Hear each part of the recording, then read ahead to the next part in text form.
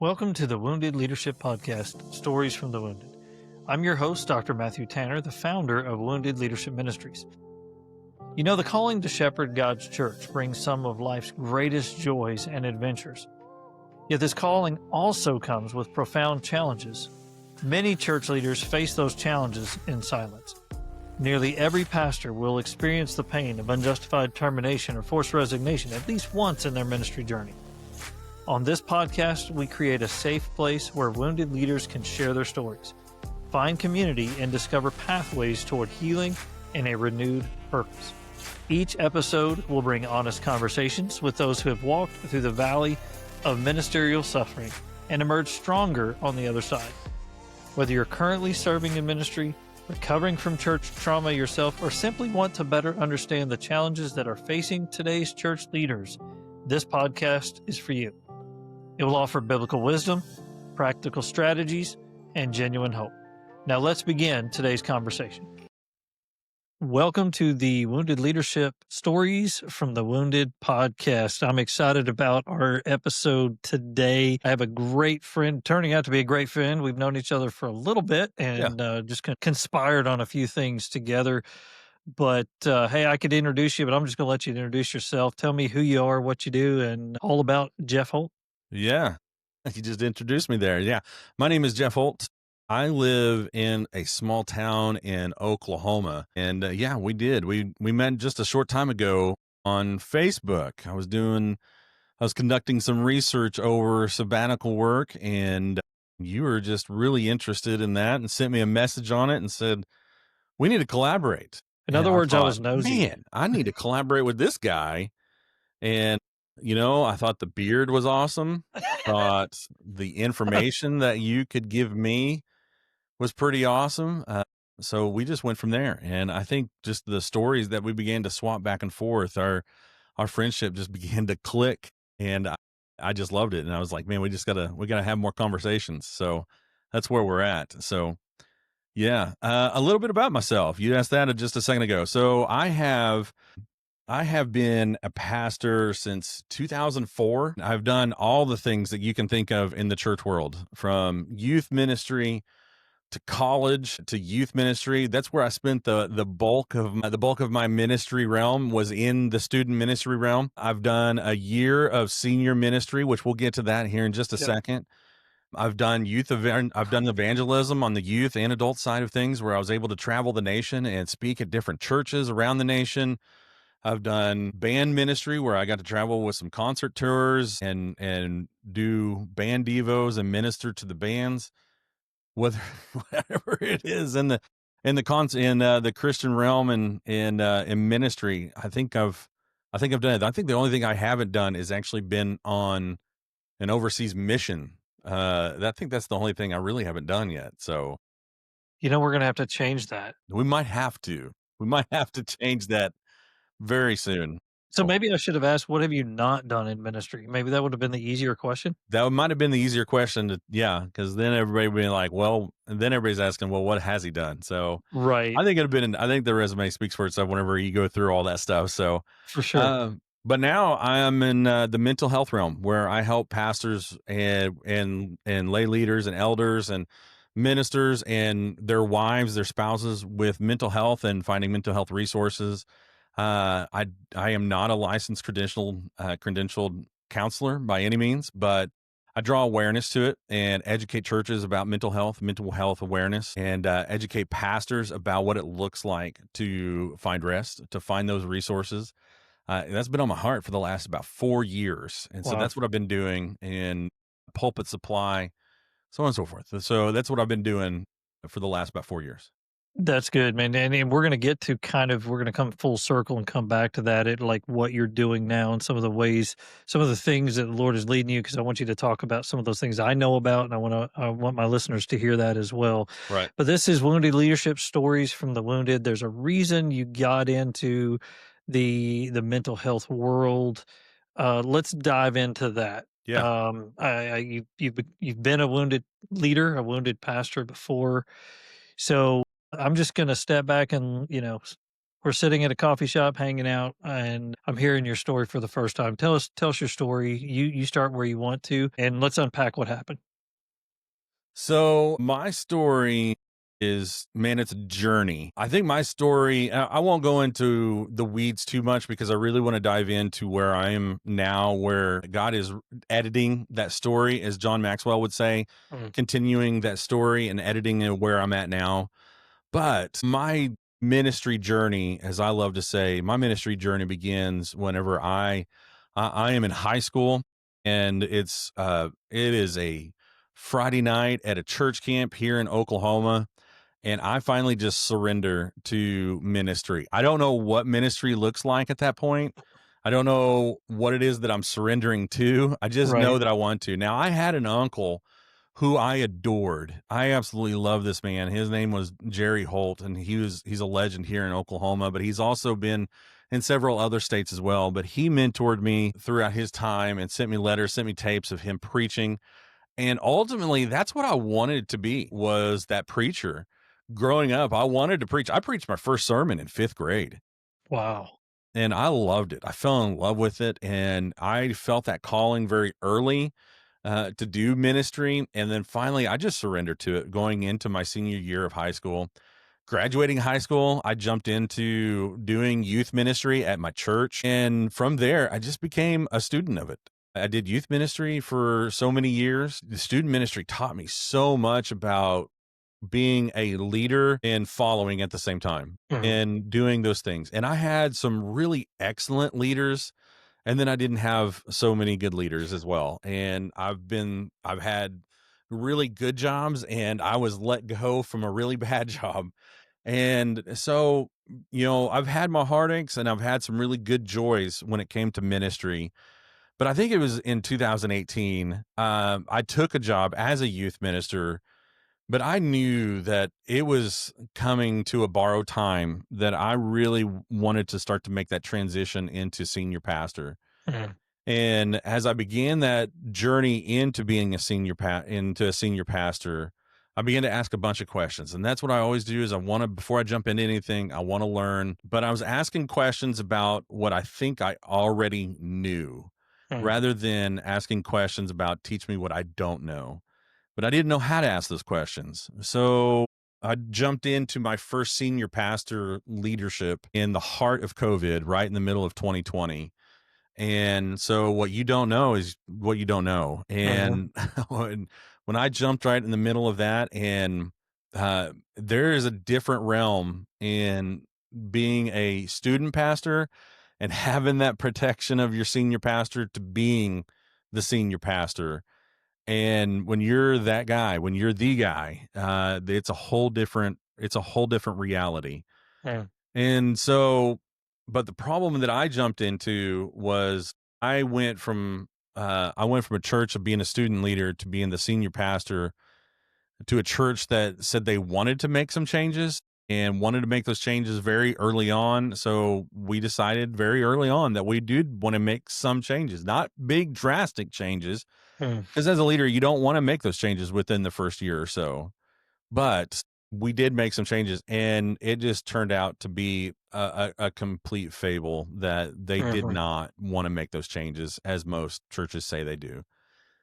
So, and it turned out to be, there was a group of people that wanted to be led, and then there was a group of people, like most churches, that don't want to be led. They want to be the leaders. They want to be that 2% that's in charge, that feel like they are to the pastors. And, I had what I felt like was a group of leaders that did not want to respect the pastoral role that I was in. Everything that I suggested, they were completely against. mhm, Everything that I was vision wise that I wanted to cast for them, they put down. And it was a struggle to get them to do anything. But then I had some advice very early on to put on my hallway ears. What are they saying down the hallways? And boy, that was rough to listen to some of those stories that are being said about you down the hallway. And Was that good advice or bad advice? you know, think I think honestly it can be some good advice. I really think it can be if it's in the right retrospect. If you're in a Mm, healthy church that is in a place that wants to be led, it can be some good advice. But in a place that is very against the ideas that you're wanting to do, it can sound like the internet comment section. Everything is just against you. I was called a divisive pastor, which I was really trying not to be. I was really just focused on my people, loving on my people, mm, visiting them, praying with them, preaching to them, loving on them, and so on and so forth. And then I was called a horrible father because of how some of my kids were acting. One of my kids has ADHD and lacks a lot of impulse control. And yeah. so there's just, with that, they just didn't understand how that whole reality works when you have a child that acts that way. Two of my kids are autistic. One of them has a subdiagnosis of mood disruption disorder. So at a drop of a hat, just it can be and be just as you're being disrupting her reality, just by even saying something about her socks, it can just Mm, change really fast from happy to just anger in an instant, in a second. And it can happen at church. It can happen anywhere. And so they looked at my kids and asked, why are his kids acting this way? And they tried to put me on a huge pedestal when I'm just a human being with kids that have their own things that are in their lives. And so that was against me. mm, And well, we just faced a lot of issues in that church. And my wife didn't come to church a lot of times. She came Sunday mornings, but there's just times when she didn't want to come on a Wednesday night. She wanted and Sunday nights, or just sometimes she just wanted to stay home with the kids because we didn't have a children's program for the kids. So it's mm, kind of hard to maintain kids at church when there's no church, when we have no kids program. yeah. So, and well, we got scrutiny for that too. And so we got to a point where every single month, and I was only there for 1 year, Wow. every single month from the moment I started, the day one that I started, it was on a Wednesday night. I started day one. We had issues. Our music minister was ready to leave. And so I had to go up and on a Wednesday night and I was just moved into my home. I was unboxing things and I wasn't supposed to start until that Sunday. And they were already having meetings about our music minister leaving. And so I had to run up to the church and try to put out fires before I even started. Wow. And every single month, there was always an issue, always an issue. Whether the happy birthday song was an issue. Don't mess with the birthdays. Oh my goodness. There was just so many issues, so many issues. And I think the only month that we didn't have an issue was December, and I literally said no to everything that was brought up. I said, we are not going to present. There's no new issues, no new business in this business meeting in December. We're not going to have anything. Somebody brought up some old business and it still caused waves. And it was just We every will single find month, something to fight about. I mean, every you're not time. gonna take that from us. I went and so in February, no, excuse me, it was March. In March of 2021, I went to a pastor's roundtable that was put on by our association. And I love those roundtables. They were so helpful. They were healthy for my soul. I loved being a part of them. And as I was coming home, and for a couple of months, I could just feel this weight bearing down on my shoulders.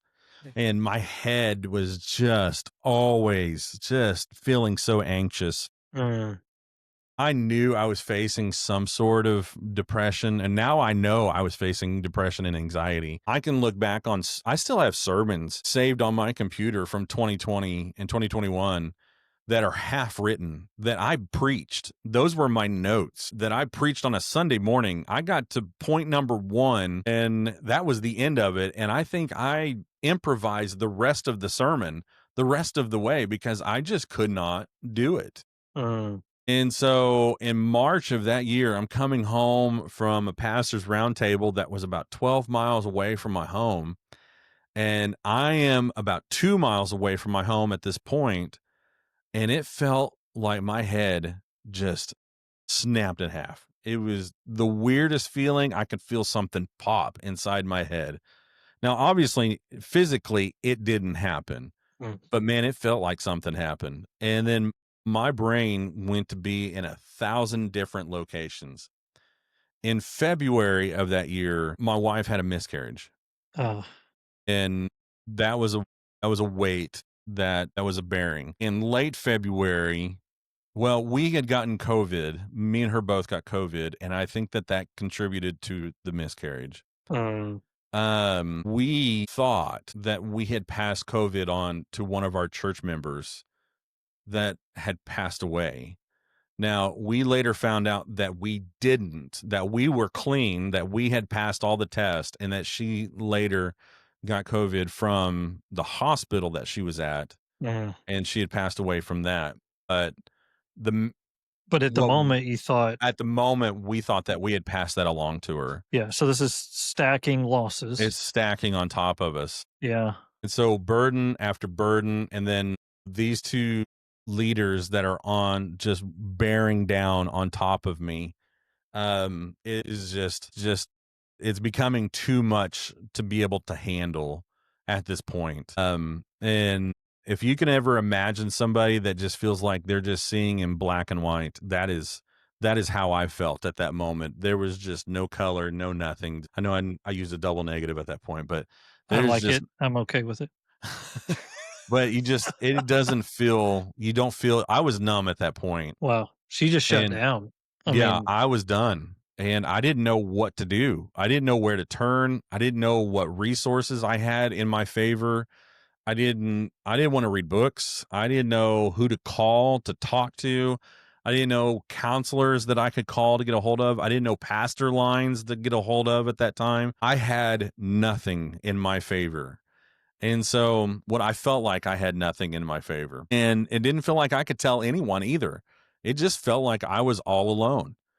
And so as I'm driving back to my house, it felt like my head popped in half. And where I am in one side of my head, focused on driving and just desperately trying to get back to my house, the other side is in a million different locations of talking to my unborn child that we had just lost, and we were hoping for a little girl. So my brain is talking to this little girl, then it's arguing with this person in leadership, and then it's fighting with myself, and then it's me preaching outside of my own body.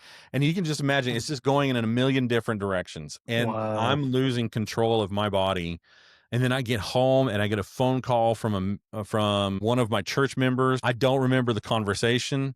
And then I get home and then I put the phone down. I don't even know where I put the phone down at. I sit down in my bedroom on a chair, and I look at my wife and I tell her there's something wrong.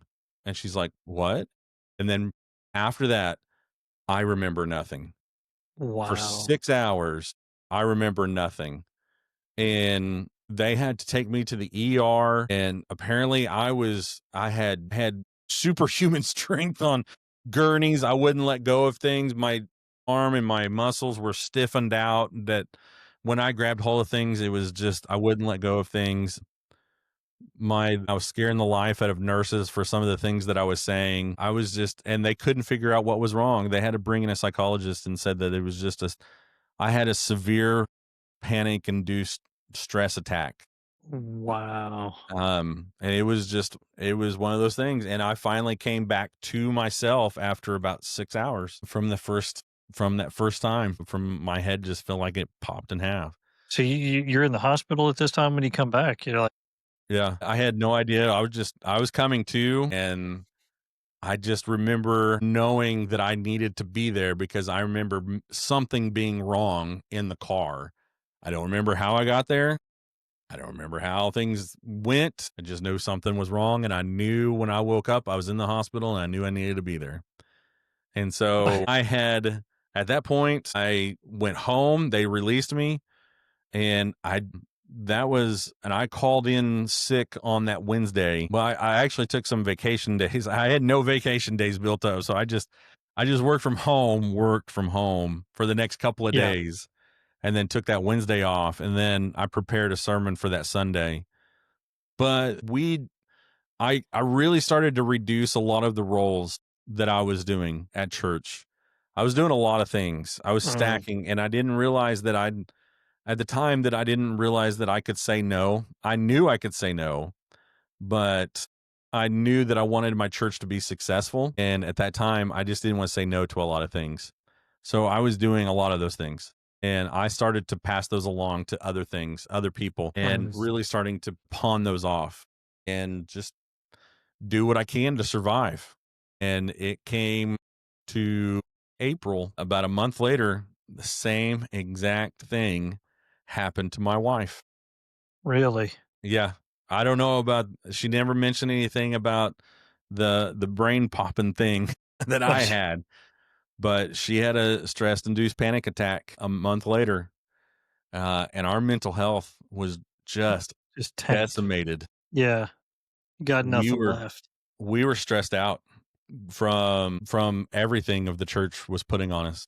Well, and the frustrating thing is like you've got these, like I said, these stacked losses where the miscarriage, all these stacked losses, plus the pressure of the church in a time where you should have been able to tell the church, "Hey, I need to grieve a little bit." Right. You know, Yeah. talk talk about that. So I think I was able to say something about it was in early February, we found out that we had a miscarriage. And so one of the Wednesday nights, I was able to express to the church about Anna having that miscarriage, but only about half the church wanted to express any kind of heartfelt, feelings for us. Only about half the church wanted to pray for us.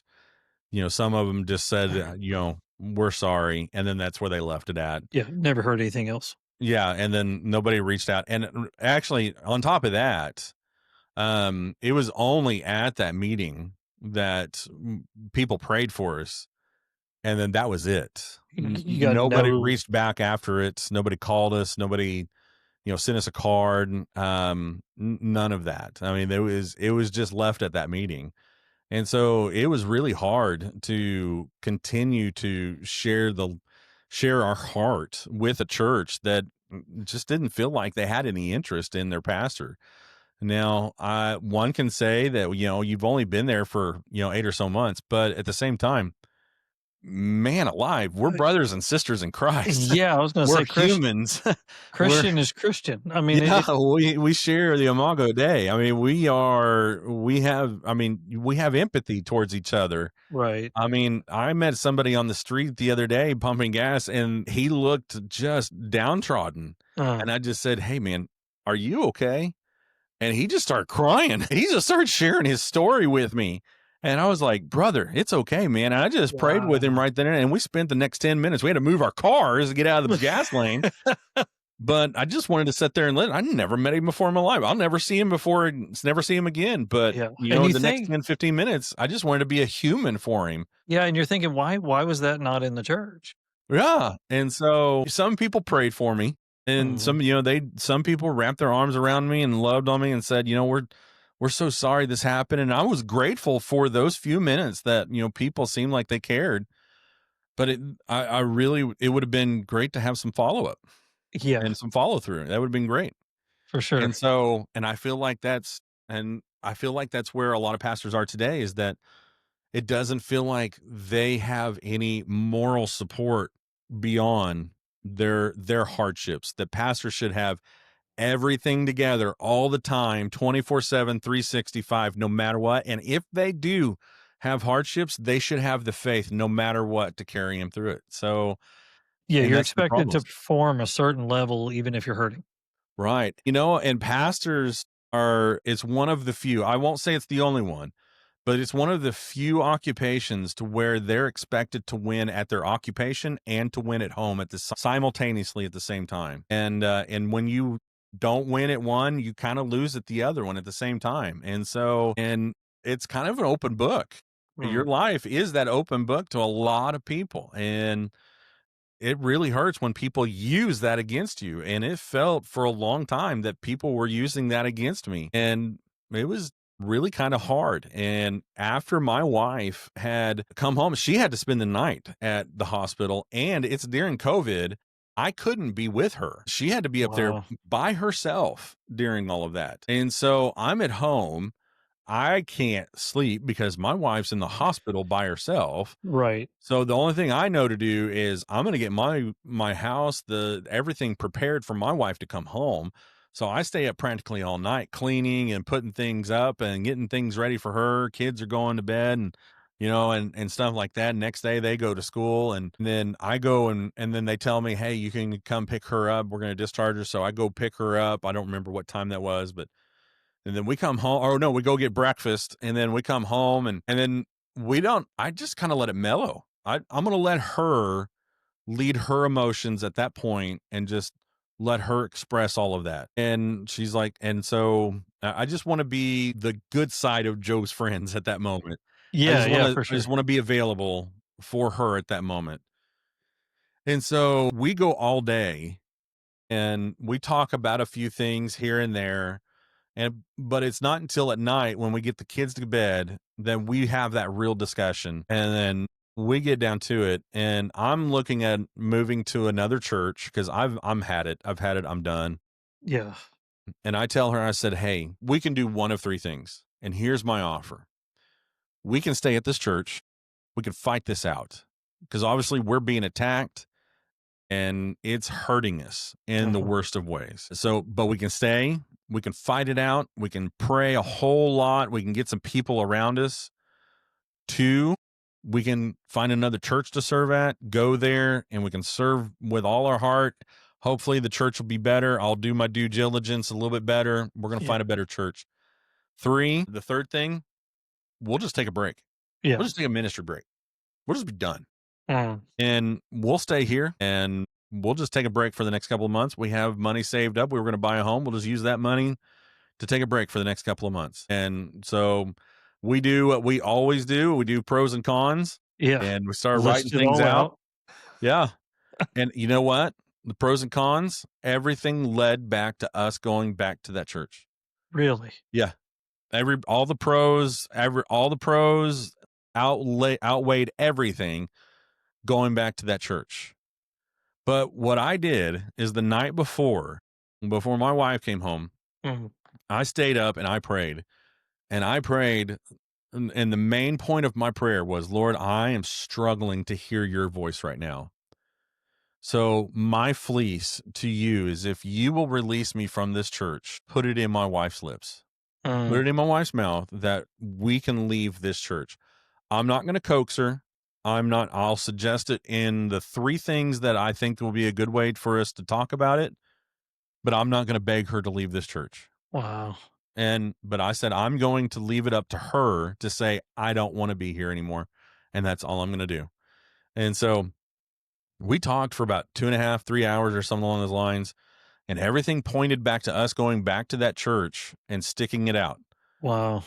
But right before we were done with the conversation, right before we were about to go back to bed, she looked at me and she said, "Jeff, I'm tired and I'm going to be honest." And I said, "Yeah, I don't want to stay at that church anymore." Yeah. And I That's said, "Done, okay. done." Yeah. And she's like, Absolutely. "You're not going to fight me on this?" I said, "Nope, not even a little bit." And she's like, "Why is that?" So Wow. I told her why. Yeah. And I said, "That's the reason why." And she's like, "So you're just going to let it be?" And I said, "Absolutely. I'm going to let this go. And that's how it's going to be." And she's like, "Okay." And that's the way we went. And that was on a Thursday, Friday, something like that. And I called the next day, I called my only staff member. I called our treasury person. I called our head deacon person. And it was literally to almost a year to the day that they hired me. I handed them my letter of resignation, and I told them I'll stay through the end of May to help them out. But at the end of May, I'm going to leave. And so I started packing my things up. I started working from home a lot more to help my wife out, to be with her a little bit more, to be with my kids a little bit more. And from that moment on, that weight came off my shoulders. I noticed that I could start finishing at least an outline of my sermons. And I started I noticed that I was starting to preach a little bit better. I noticed the Holy Spirit was starting to move more in my sermons because I was Mm. starting to listen a little bit better. And because I could feel that I was following God again. I was starting to listen. And it was just a matter of submitting to him and allowing those things to happen. And I still can't get over this. On the last day, my last day on the job was May 31st. And June 1st, I was going to be released. And June 1st was I was going to go home. I was going to wake up jobless, but May 31st was a Monday. And I went up to the church and they were having a meeting about their finances and deacons and all that stuff. And they accused me of stealing 2 monitors that belonged to me. And you're already leaving. I Yeah. mean, and again, I've heard these stories time and time again, and the more I hear, I keep thinking one of these days I'll stop being surprised at it. It just Yeah. you're already on your way out, but I mean, what's the purpose? Yeah. Why do this? Well, and I was using my monitors up in the sound booth to help their media out so that we didn't have to buy more monitors. Right. I was just trying to, put my monitors up there so that we could have better monitors up there. We can be in tip-top shape. Well, they thought those were theirs and they thought I was stealing them. And I just couldn't believe it. Now, let me put this in a bow, and then I'm going to jump forward to where we're at. Yeah. This is where God has mixed it all up and put everything in perspective. And this is where I love how God has done this. Okay. About a year later, after I was being accused, the same guy that accused me of stealing those monitors called me and said, "Hey, I found the monitors and I just want to apologize. Wow. I'm truly sorry for saying those things about you and accusing you of those things." Wow. He's like, "You could have done so much to the church. You could have said so much about us in this time frame, but you didn't." He's like, "So I just want to apologize for accusing you of stealing those things, and I'm Wow. sorry." And then those two leadership guys that I had so many problems with. I was up for a job here recently, and both of those guys, they called that church called that job, called the job that I was up for, called that church that I had so many issues with. Mhm. And they got a hold of those two leaders. They were the deacons of the church. Uh-huh. They called those deacons, and those deacons could not stop talking about me in such a way that the search committee wondered why I did not have them on my resume as references. Uh, Yeah. I mean, I don't know. I really don't know. I hey, don't know how to explain it. does part of you though sit there and go, "Well, why were they not like this when I was there?" Right. Exactly. Exactly. Now, here's what I don't want to come across. One, the people of that church are an amazing group of people. I still live in the same association as that church, and I still see those people from time to time, and I still give them hugs. Those two leaders that I had so many issues with, I still shake their hands. I still greet them. They're still brothers in Christ. And what I think about from time to time is that the same people that Paul persecuted and was killing and held on to the coats of the Pharisees of the people that stoned Stephen, and all those people that he persecuted and killed are the same group of people that cheered when he walked into heaven. Oh, 100%. And so what I'm always thinking of is that those same people that I had so many struggles with, that if I cannot learn to let go of the hatred and the just whatever that I had against them, then I'm not going to be able to cheer whenever they walk into heaven. Now they'll probably beat me to it. They'll probably beat me there. They're a little bit older than I am. But, and if per happenstance, if I go first, I want to be able to cheer whenever they walk into heaven. I want to be able to greet them with a holy greeting.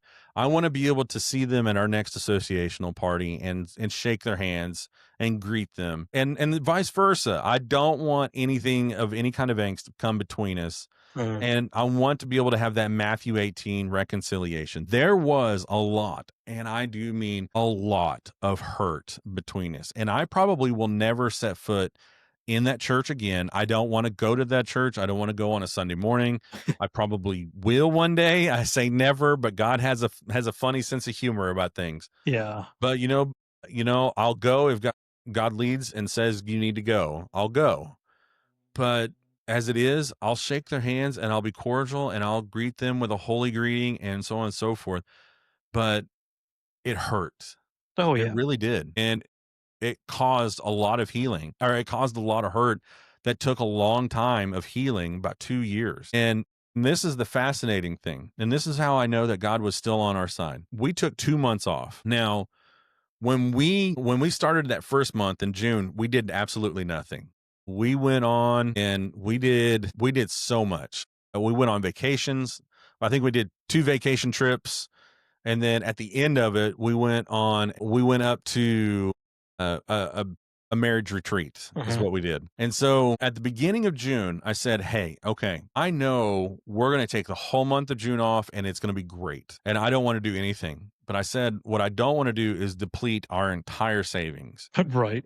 And so I said, July 1st, whatever God has us do, I'm going to say yes to. Whether it's digging a ditch for $10 an hour on a weekend, or if God says, go preach at this church, I'm going to go preach at this church. She's like, all right, I can handle that. Mhm. July 1st. And so that's what happened. We were at the marriage retreat and it was like June 28th through July 2nd or whatever it was. And anyway, we woke up on July 1st and it was 9 a.m. I was fixing the bed. My wife was getting ready. I looked at her and I said, hey, you know what day today is? And she's like, it's July 1st. And I said, yeah, it's July 1st. And she's like, all right, whatever it is. Whatever it is, today's the I day. said, whatever it is. And she's like, okay, let's do it. We walk out the door and it was, I kid you not. And then our group leader said, hey, Jeff, I just got a phone call.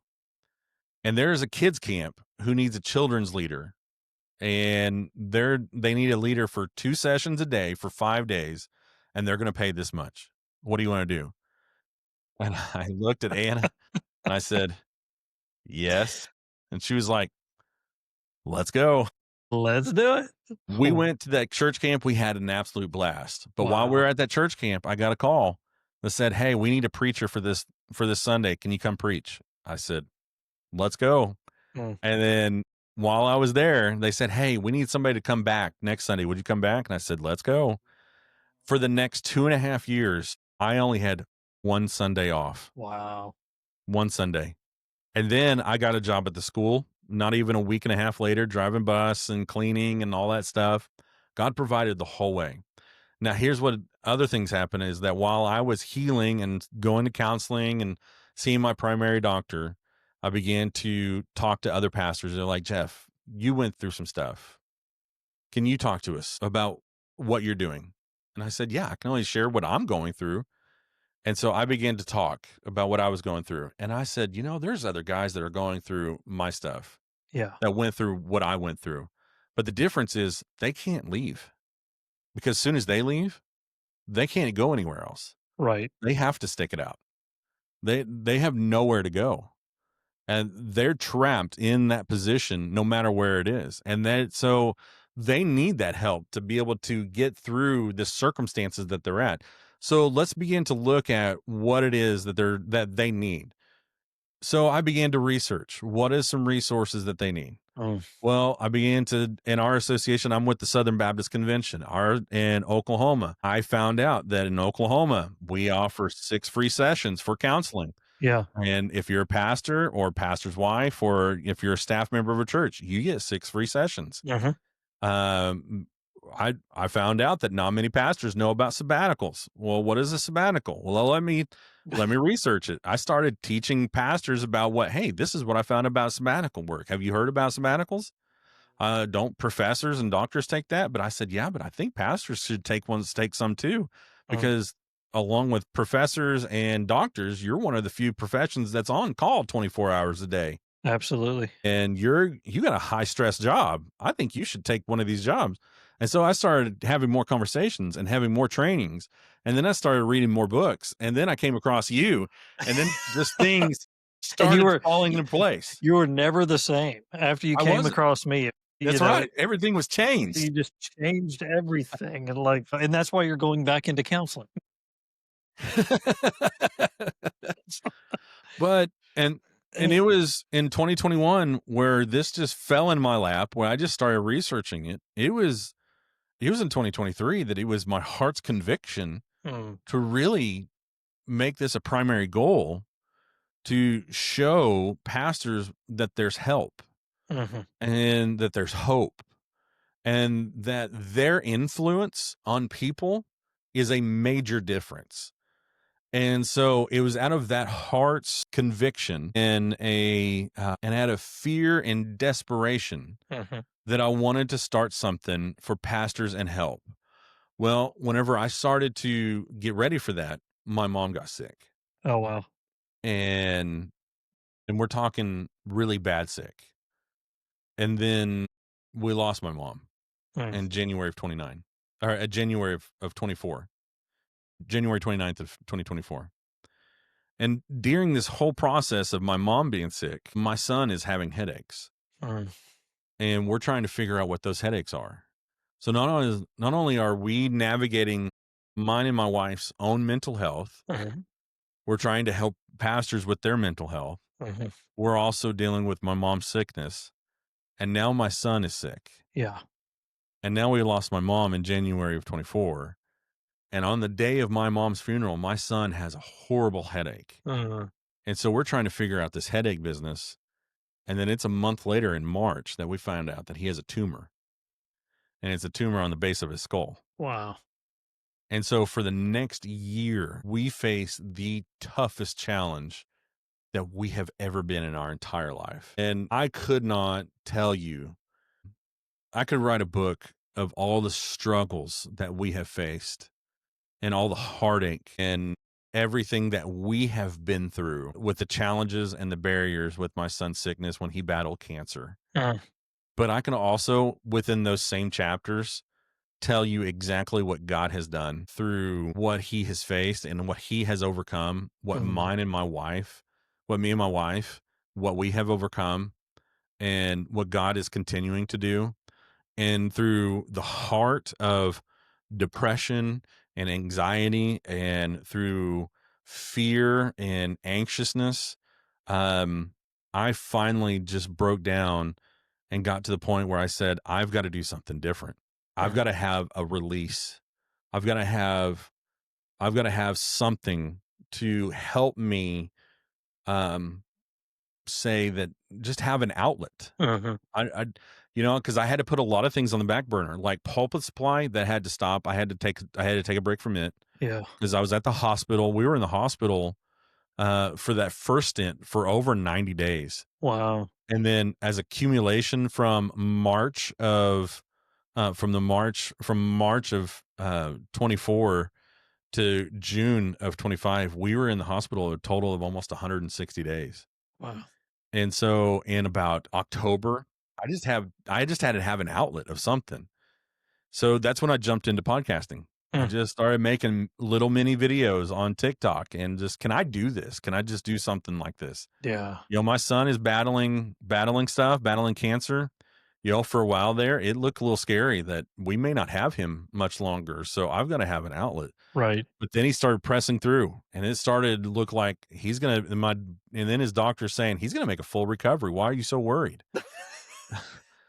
Well, Gee, I don't know. when you hear cancer, you think, oh man, this is not going to be good. And so your brain begins to worry and you begin to hurt. And that's what it looks like. And she says, no, there's nothing to worry about. And then she shared her statistics with me. She said the national cure rate for his type of cancer is 70%. The cure rate for OU medicine since is 90%. And she's like, Wow. Jeff, you know what mine is for the last 12 years? And she's like, what's that? And I said, what's that? She said, 100%. Your son's in good hands. She's like, you're a praying man. Pray. Oh, It's going to be okay. wow. Yeah, I don't want to get into my story because this is about you, but I've got a similar experience. But yeah, it's just that you're like, okay, Lord, here we go. Yeah. And so Mm, and it was just incredible to be able to watch him ring the bell on June 2nd of this year, to see him be done with all the chemo treatments, with all radiation, to be him so excited to be done with all that stuff. It was great. But I'll tell you what happened next, June 3rd. Not only were we done on June 2nd with chemo treatments and stuff like that, but I didn't have time to process. I didn't have time to mourn my mom. Yeah. And so June 3rd, the next day, I lost it. I broke down. I came to my office and I just bawled. Wow. I just lost it. It was a Tuesday and I just lost my mind right here because I was overwhelmed Mm. with joy, with bitterness, with just this deep sadness that she wasn't here to Yeah. enjoy him ringing the bell. But I'll tell you what also happened on that day. I remembered a verse where it says that we don't need to mourn like those that the Gentiles do Yeah. because we First, have yeah. hope. Yep. And so it hit me on that day. Mm-hmm. Now, I realize those who are in heaven are not worried about the trivials of this world. They're not. They're not Right. worried one bit. Yeah. She's not going to hear anything I have to say on this earth. She doesn't have that type of power. But I do know who does, who hears my prayers. Yeah. And it hit me that day. And it was just like him speaking to me. He's like, what do you want to say? I'll relay the message. Wow. I'll say hi. Just, you want to say hi? I'll say hi. Wow. And it was at that moment I knew I can talk to Christ. I can talk to Jesus. And he's going to relay my message to not only our Heavenly Father, he's our intercessory, but she's having a time of her life with Christ right now, and he can relay that message for me. Mm-hmm. And so at that moment, everything it just the weight of the world came off my shoulders. But then I started taking my steps a little bit deeper because I still had pastors who were calling me to talk to me about mental health, who were helping me out with things, or who were talking to me about things. And so I went a little bit deeper into my TikTok stuff. So I was like, hey, what would it look like if I created a podcast? Mm-hmm. If I can do a 30-minute podcast every other Thursday, if I can record it one week, edit it, post it the following week. So I tried it out and I was able to do it. And then I did another one, and I was able to do some TikTok stuff at the same time. And then I was able to do some writings, and I was able to have conversations like this with other people. Yeah. And then the next thing I know, I'm getting booked to do pulpit supply again. And it's just insane how quickly everything has progressed. And then God's like, hey, do you remember this ministry that I laid on your heart? And you have a name for it already. It's been on your heart for a long time. Why don't we start working this thing out and let's get it going? And so that's where One Church Health Alliance was born. And it's the heart's desire to get to a point where we're uniting pastors and helping them recover from spiritual mental illness, from physical burnout, and helping them find rest. We're also getting to a point where we're educating churches, where we're helping them understand what it means to really rally behind their pastors, how to treat their pastors, because their pastors for them. They want to be able to see them succeed, not only spiritually, but in the things that they're doing. Because here's the thing. In Matthew 28, it was one of those things that he says, as you go, go and make disciples. Go and baptize in the name of the Father and the Son and the Holy Spirit. Yeah.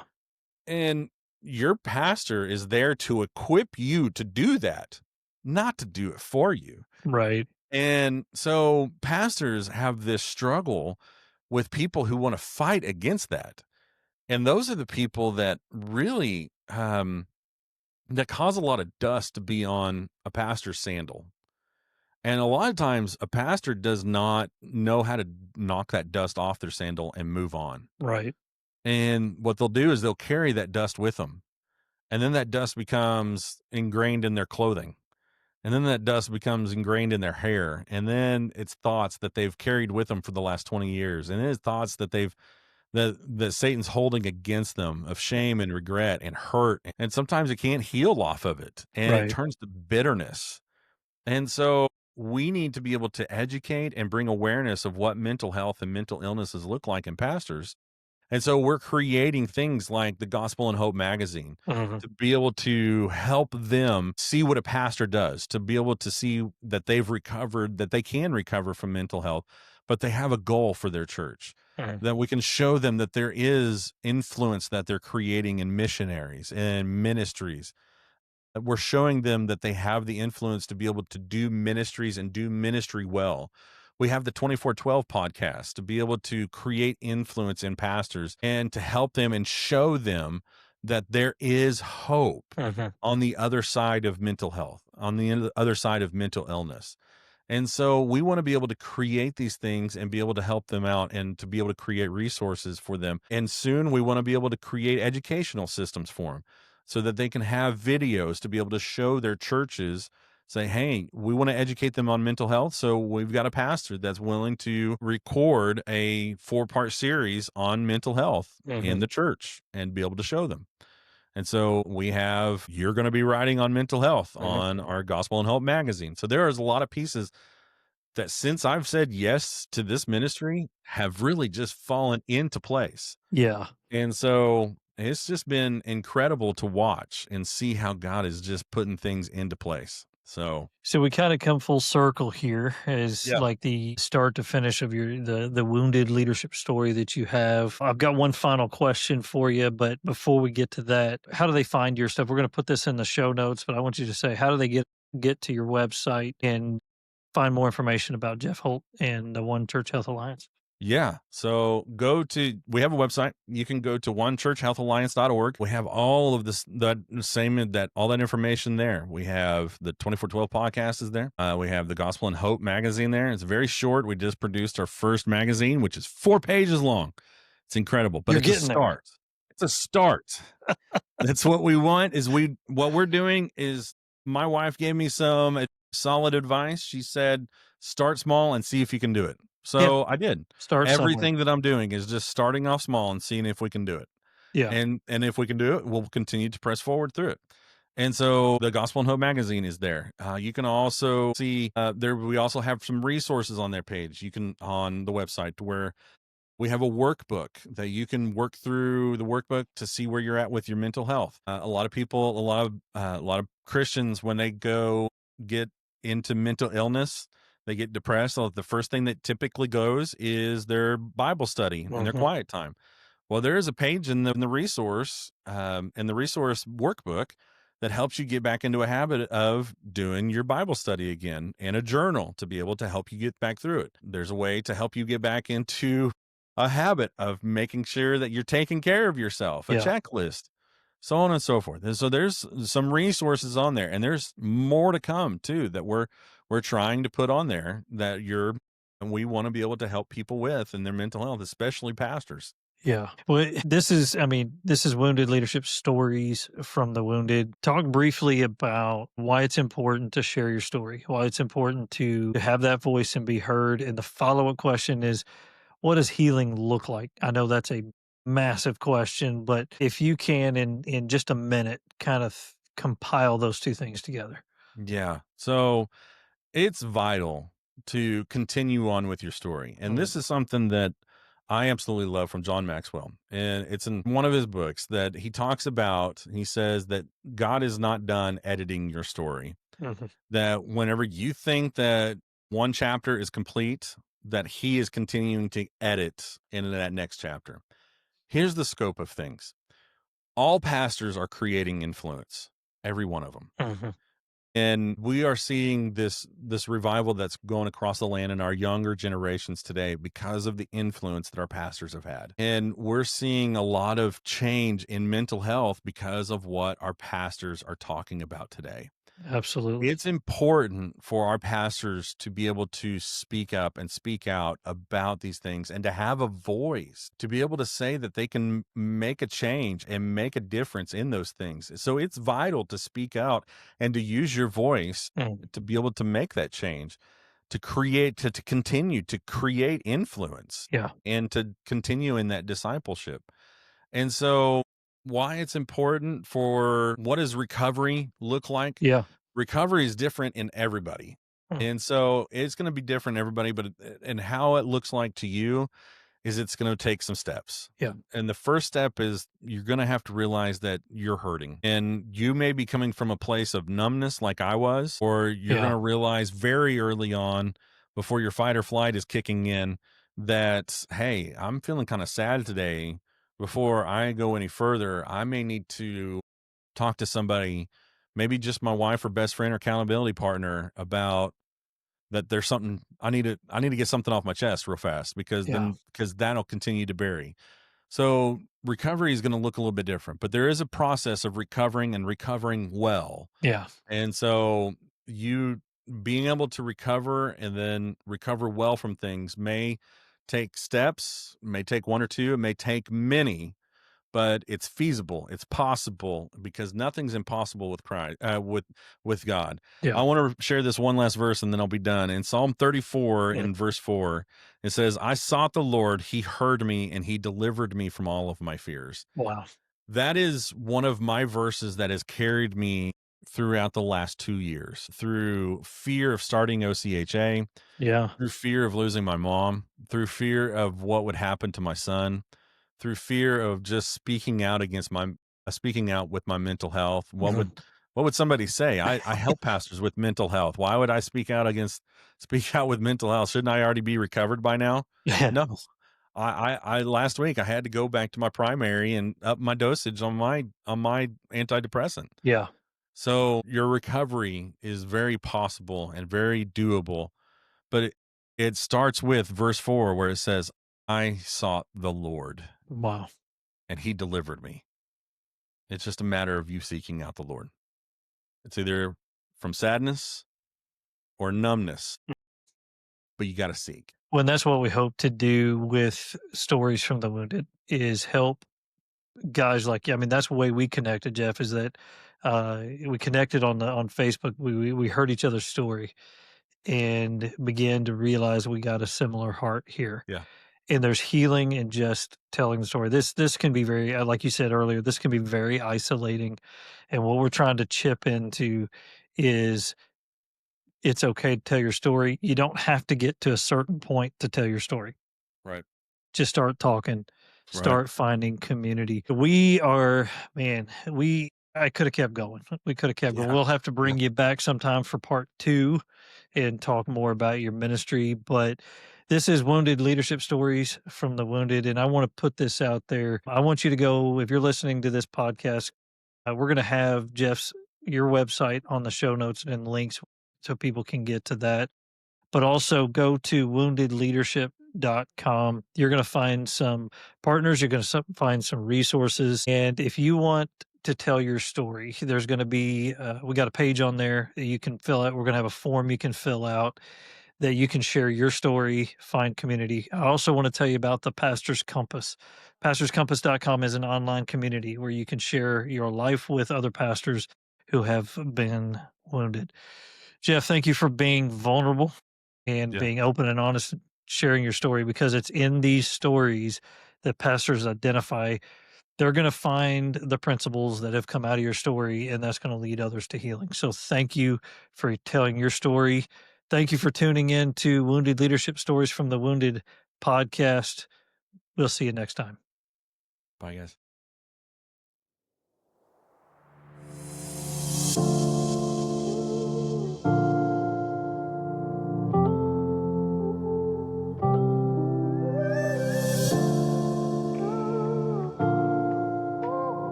Thank you for joining us on another episode of the Wounded Leadership Podcast, Stories from the Wounded.